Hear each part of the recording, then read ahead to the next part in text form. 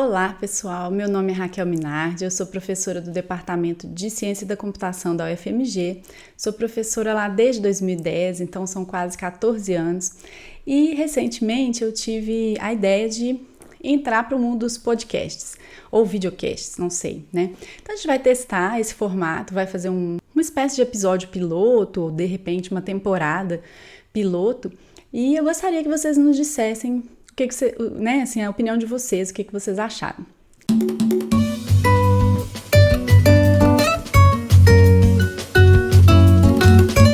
Bom, então vamos lá.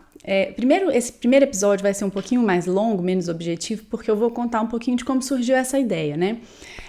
A ideia surgiu porque a gente recebe muitas dúvidas no Instagram, né? Então tem muita gente divulgando bioinformática, o que é ótimo, mas assim, eu sou professora universitária, né, já há algum tempo, então é muito comum e é muito legal também a gente poder ser um pouco referência, né, para as outras pessoas que pensam em seguir carreira nessa área.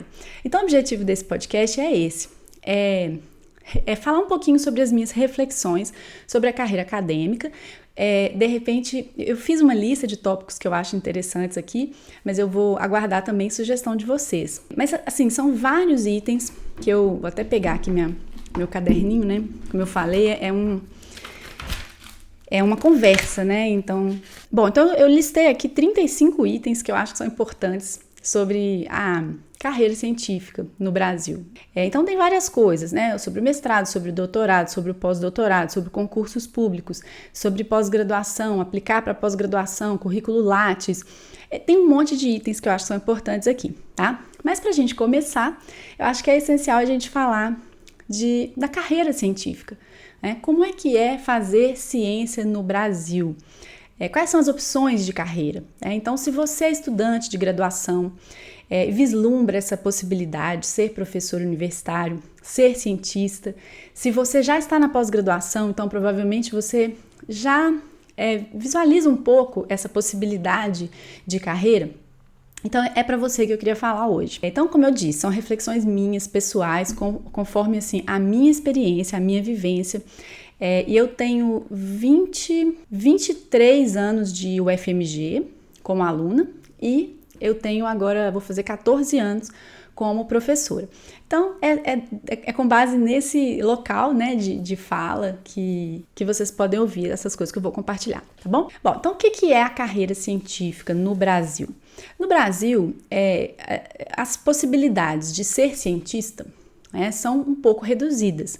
Então, é claro que existem centros, institutos de pesquisa do governo, né, e que são excelentes para quem quer ser cientista, né? Então, por exemplo, eu vou listar exemplos: Fundação Oswaldo Cruz, Fiocruz, Embrapa, da parte aí de pesquisa agropecuária. A gente tem, por exemplo, institutos, né, INCA, tem o IMA, tem algumas possibilidades interessantes, sim. Mas a grande maioria da ciência no Brasil é feita nas universidades. Por quê? Porque tem um contingente maior de pessoas, né, de professores. Então, se você quer ser cientista no Brasil, você tem basicamente essas duas possibilidades. Eu quero fazer só ciência, eu quero ser cientista, mas eu não quero ser professor.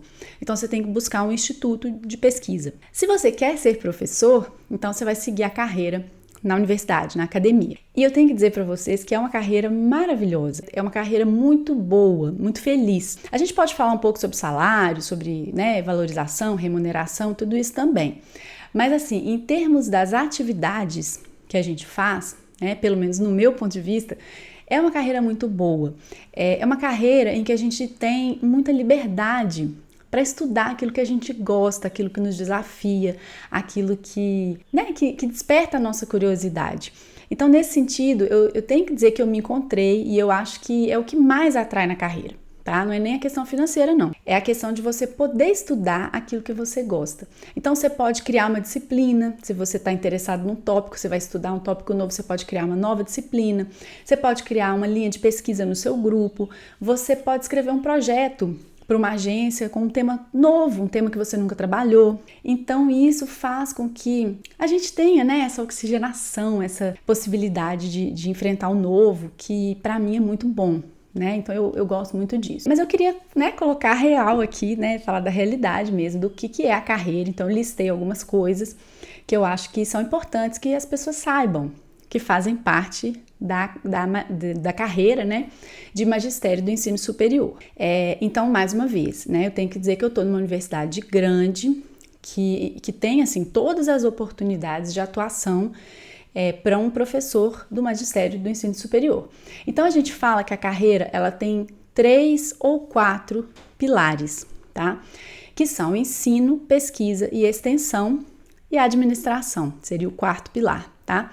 Então, isso, às vezes, para quem está de fora, não é visto, né? As pessoas, às vezes, perguntam, você trabalha ou você só dá aula? Né? A gente já ouviu essas coisas várias vezes. Você trabalha ou você só dá aula? Então, o ensino realmente é uma parte primordial da nossa atividade, da nossa atuação. A gente ensina na graduação e na pós-graduação.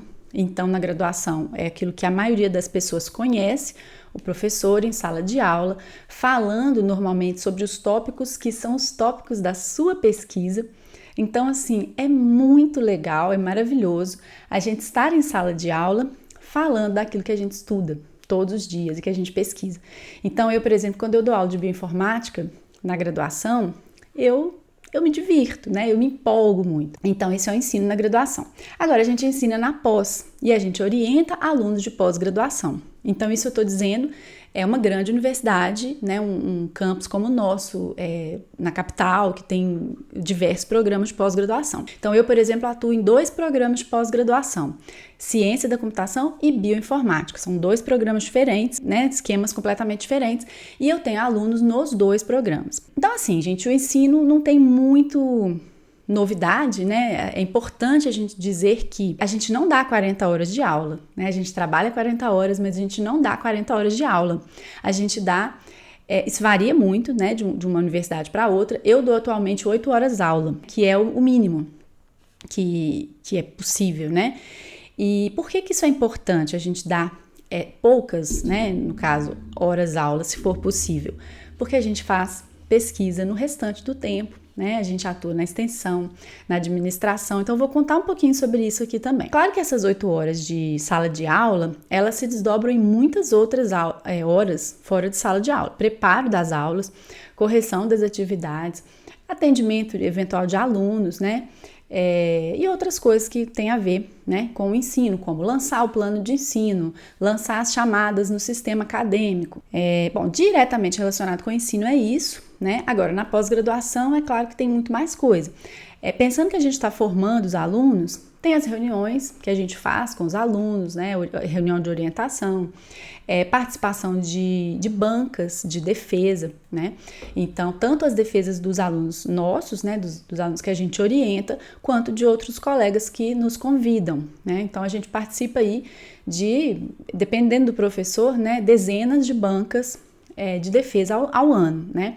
Eu já coloquei um limite para mim, até fui aconselhada, né? Por pessoas mais experiente, porque teve uma época que eu aceitava todas as bancas, então eu vi que era inviável, era impossível contribuir com o trabalho de tanta gente, porque demanda o tempo da gente ler o trabalho, estudar, né, anotar, fazer críticas e tudo mais. Então, mas enfim, a gente chega a participar aí de pelo menos umas 10 bancas de defesas por ano, né, de mestrado, de qualificação de doutorado e outras, né.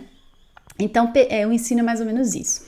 A pesquisa é uma área que eu acho que, assim, quem decide ser professor do ensino superior, né, assim, gosta. Então, é a parte que a gente gosta muito, né, estudo.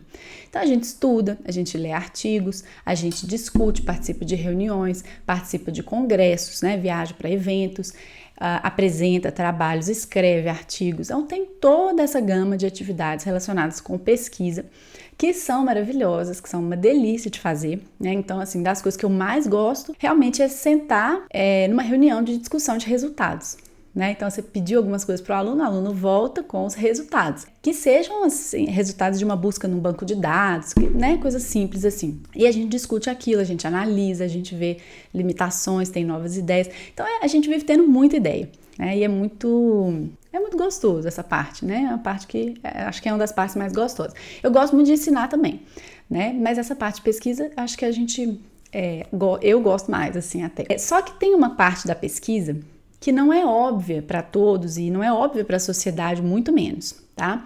Não é óbvio nem para os nossos alunos, quanto mais para a sociedade. A gente precisa de recursos para fazer pesquisa. Então, para a gente ter um laboratório na universidade, a gente precisa de espaço. Para ter espaço, a gente precisa ter infraestrutura, máquinas, recursos, porque senão ninguém vai te dar o espaço. Então, você tem, quando você entra na universidade, que partir, às vezes, do zero, né?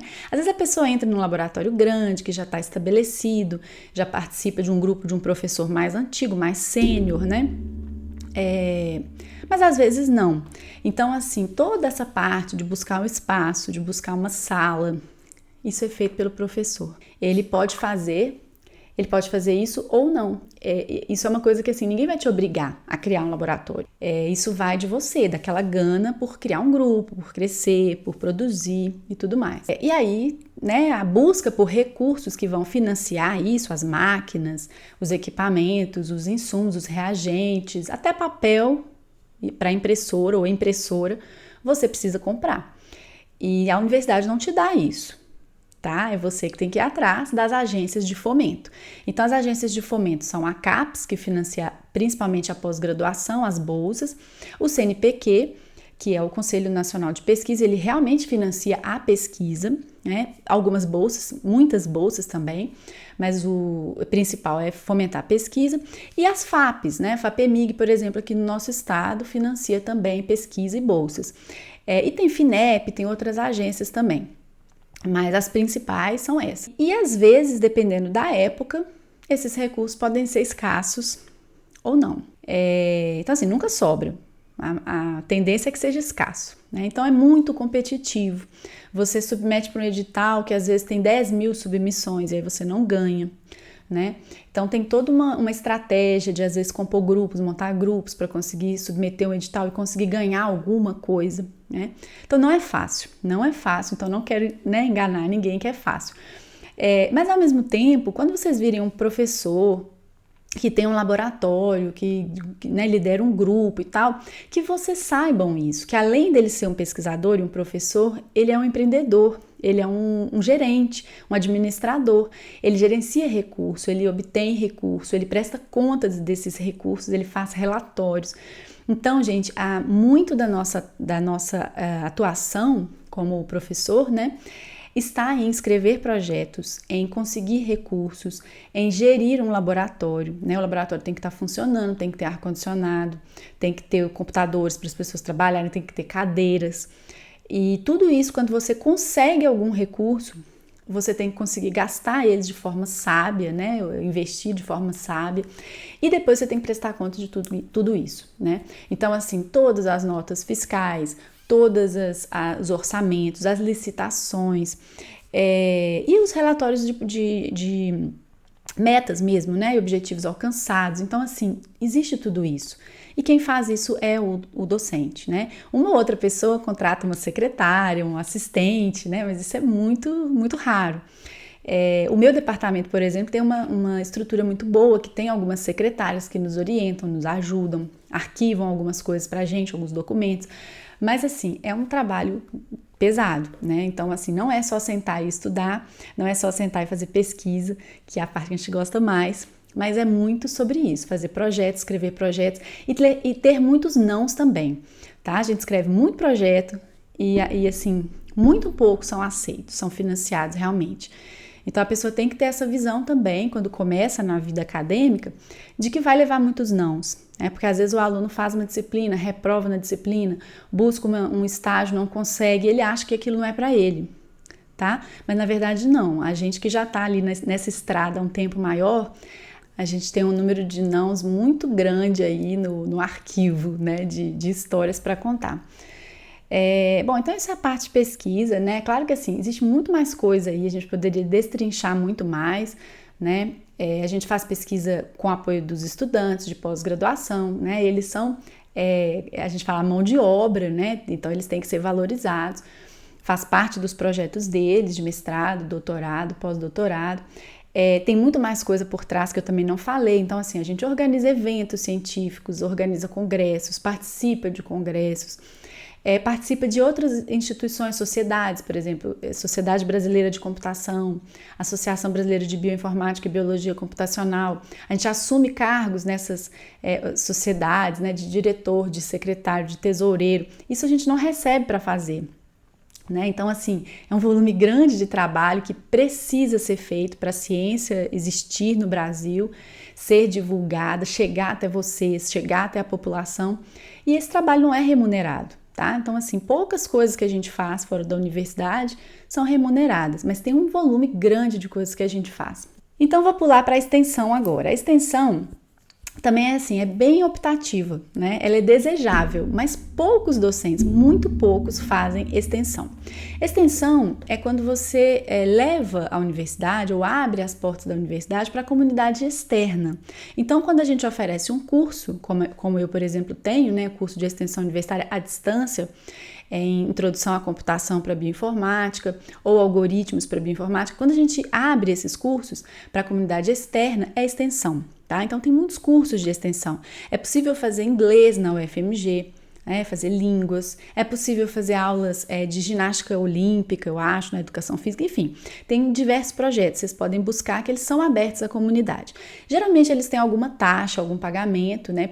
Podem ter, porque realmente tem que pagar os custos do projeto, né? O meu, por exemplo, ele é um projeto que é um curso à distância. Então, a gente paga custos do servidor, custo da infraestrutura do departamento, né? Porque se não estiver funcionando, os alunos vão conseguir acessar. A gente paga monitor, né? E paga uma bolsa até para o próprio professor, dependendo da situação do projeto, né? Para que ele possa dedicar um tempo para aquele projeto, para preparar aquelas aulas, produzir material, gravar aulas, etc. Mas existem outras atividades, né, outras coisas de extensão que não são cursos também, né? Então, por exemplo, eu tenho um projeto de extensão universitária de divulgação científica chamado Online Bioinfo, que é um canal no YouTube, provavelmente, né, onde vocês estão me assistindo, mas se estiverem nos ouvindo também no agregador de podcast e ainda não conhecerem, podem buscar o nosso canal, que é o youtube.com/Online Bioinfo. São diversas atividades, né? Então, Online Bioinfo, por exemplo, é um projeto que eu faço assim totalmente voluntário, né? Ele não é financiado, e a gente faz por quê? Porque a gente quer atrair alunos para o nosso laboratório, a gente quer divulgar nossa pesquisa, a gente quer fazer essa área maravilhosa da bioinformática crescer. Então a extensão é isso, né? Eu digo que ela não é obrigatória, a maioria dos professores não faz, mas todos esses itens que eu falei, ensino, pesquisa, extensão e administração, que eu ainda vou falar, eles são itens que são avaliados quando o professor quer progredir na carreira, né? Então, a pessoa entra como professor assistente, adjunto, e depois ele vai virar associado, titular. Então, para todas essas progressões, são avaliados, aliás, todo ano tem um relatório docente, na nossa universidade, né, que avalia a sua atuação nos 4 eixos, né, como boa, excelente, insuficiente e tal. Então, assim, é muito desejável que o docente atue pelo menos um pouquinho em cada um desses pilares, mas a gente sabe que pessoas têm aptidões diferentes. Vai ter gente que é muito bom professor e não faz pesquisa, não é o ideal, ou não é tão forte na pesquisa. Vai ter gente que é um excelente pesquisador, mas não é um professor tão bom, né? Ou não gosta tanto dessa parte. Então, assim, as pessoas são diferentes e nem todos têm aptidão para todas as coisas. Por exemplo, não é qualquer pessoa que vai ligar uma câmera e gravar um vídeo para o YouTube e ficar divulgando, né, o seu rosto aí pela internet. Tá tudo bem também, né? Claro que a gente tem que conseguir ser muito bom em alguma área e um pouquinho bom em todas elas, né? Por fim, vem a parte de administração. Administração envolve todo o funcionamento da universidade, né? Por quê? Porque a universidade tem funcionários, né? Técnicos, analistas, da parte administrativa, de educação, que fazem um excelente trabalho também. Só que diversas coisas dentro da universidade só funcionam com a visão, né? Com a análise e avaliação do docente. Então, por exemplo, colegiados de curso, né? Todo curso tem um colegiado. Tá? É um grupo de professores que se reúne periodicamente e decide sobre questões importantes envolvendo os alunos, os professores e outras questões do curso, como avaliação pelo MEC, avaliação pela CAPES, né? Então, a gente participa desses colegiados, né? Na minha instituição, a gente tem colegiado, câmara, congregação e tem outras instâncias ainda superiores, né? Conselho universitário e tudo mais, que eu não participo, nunca participei ainda. Mas eu sempre estou, desde que eu entrei na universidade, eu participei de colegiados de graduação e da pós-graduação eu estou desde que eu entrei na universidade. Então ali a gente discute várias coisas, prorrogação de prazo de aluno, se um aluno vai ser excluído ou não, diversas condições, né, que podem acontecer relacionadas a várias coisas do curso. Então são votadas em colegiado. Né? Então, na minha universidade, os cursos têm colegiado, os departamentos têm câmara, os institutos têm congregação. Então, são reuniões que muitas vezes a gente consegue um lugar, né? Tem um assento e participamos e votamos. Então, por exemplo, como coordenador de curso de pós-graduação, a pessoa participa do colegiado, coordena o colegiado e participa, por exemplo, da congregação do instituto.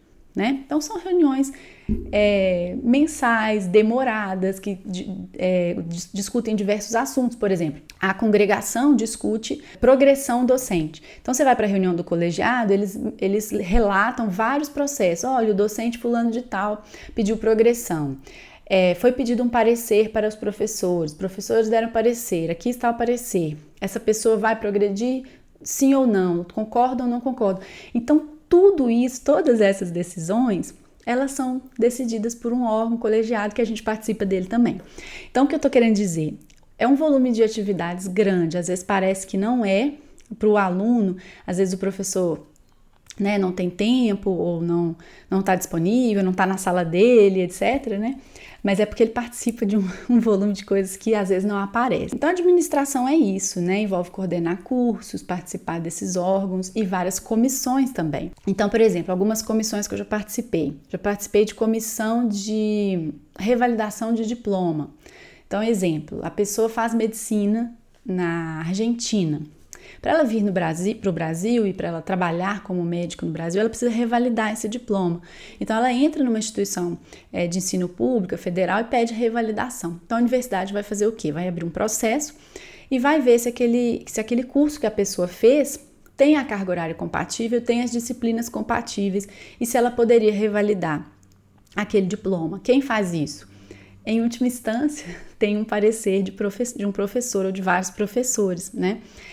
Já participei de comissão de reaproveitamento de estudos, né? Então, a pessoa entra com as disciplinas que ela cursou e aí o professor revalida ou não as disciplinas. Quem faz isso? Não é um funcionário, né, que não é docente, é um docente. Então, ele olha a disciplina que a pessoa cursou, a disciplina que ela está querendo revalidar, vê se a carga horária é compatível, se a ementa é compatível, e aí ele dá um parecer. Então, você já imaginou o volume de coisas que acontecem numa universidade e que passa pelos professores? Às vezes não aparece para o aluno, né? Mas toda a disciplina que ele pede revalidação passa por parecer de professores, né? Então, as tarefas administrativas, embora não apareçam, elas existem também. Então, gente, assim, a tarefa, né, a carreira de magistério superior no Brasil, ela basicamente isso, segundo a minha visão, segundo a experiência que eu tive até então, né? Uma carreira muito boa, né? Como eu falei, eu recomendo bastante, mas tem alguns problemas, né? Realmente, assim, dependendo do governo, você pode ter uma desvalorização, como a gente passou, né, em momentos recentes aí da nossa história, de ter um ministro que destratava os professores, desvalorizava, né? O salário não está dos melhores, né? A gente está aí há diversos anos sem reajustes que recomponham nem mesmo a inflação, né? Existe uma inflação acumulada de cerca de 40%, né? Que corroeu os nossos salários aí nos últimos 15 anos, né? Então é bem complicado. É claro que se a gente comparar com o Brasil em geral, né? Vocês vão dizer assim, um professor do ensino superior que ganha salário inicial, R$11 mil. É muito bom para o nível do Brasil, né? Eu sou obrigada a concordar, porque a gente está num percentual ali muito pequeno, né? Da renda superior do país. Mas você tem que pensar que é uma pessoa que fez graduação, mestrado, doutorado, pós-doutorado, às vezes 2 doutorados. Então, assim, é uma pessoa que tem um nível de estudo muito grande, que tem uma tarefa que deveria ser valorizada. Então, quando você tem uma desvalorização de 40% no salário, isso realmente vai repelir as pessoas da carreira, né? E até do país, né? Essas pessoas vão buscar oportunidades em outros países. Então, isso é o salário atual, assim. A gente tem um vencimento básico e uma retribuição por titulação. Então, a retribuição por titulação é quase muito maior do que o salário, né? Mas faz parte aí desse salário total que eu falei. E depende da formação, né? Mestre, doutor, pós-doutor e tal. Mas assim, hoje em dia é muito difícil a gente ter professores nessas grandes instituições que não são doutores, tá? Só os muito antigos que entraram no passado. Mas entrar numa grande instituição dessa sem ter doutorado é impossível, né? Só como professor substituto mesmo, que é um professor temporário. Ele entra, ele tem uma carga horária, ele dá muitas aulas, né? Principalmente na graduação, mas ele não é um professor permanente, né? Professor visitante, professor substituto. No topo da carreira hoje, um professor titular, ele ganha em torno de R$22 mil bruto, tá? Contando tudo aí, titulação, né, vencimento básico e retribuição por titulação. Então, assim, ainda é um salário bom, né, considerando, assim, o trabalho que a gente faz, que é um trabalho muito, muito bom, né, muito agradável, como eu falei, eu gosto bastante. Mas é claro que a gente sempre tem que lutar pela valorização da carreira e por ter reajustes de salário que mantenham os salários competitivos e, né, uma defasagem tão grande, 40%, realmente é muito difícil, né? E a gente tem que considerar também que é um pessoal que não tem fundo de garantia. A gente não tem fundo de garantia. Então, como a maioria das pessoas que pode, no eventual, né, no final da carreira, resgatar aquilo, a gente não tem nada disso. Né? A gente contribui para a Previdência com um percentual altíssimo, muito, muito alto, maior do que o das outras pessoas, né?